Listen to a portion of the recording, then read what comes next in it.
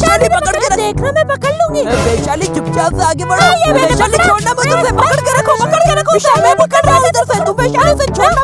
मैंने पकड़ लिया वैशाली से टाइट पकड़ो इधर से। वैशाली मैं इसे बांध देता हूँ, तुम इसको घर पर ले जाओ चुपचाप से। अब मैं थोड़ी देर में आता हूँ। आखिर तुम क्या कर रहे हो? मैं बस थोड़ी देर में आया। मैं कैसे लेके जाऊँ?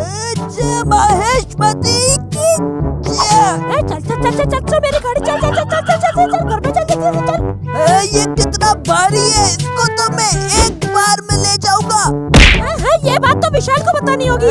आखिर कौन सी बात? विशाल ये लाइक और सब्सक्राइब करना भूल चुके हैं। कपड़े के अंदर क्या था, अगर देखना चाहते तो जरूर वीडियो को लाइक और सब्सक्राइब करना। विशाल मैं लेकर आती हूँ।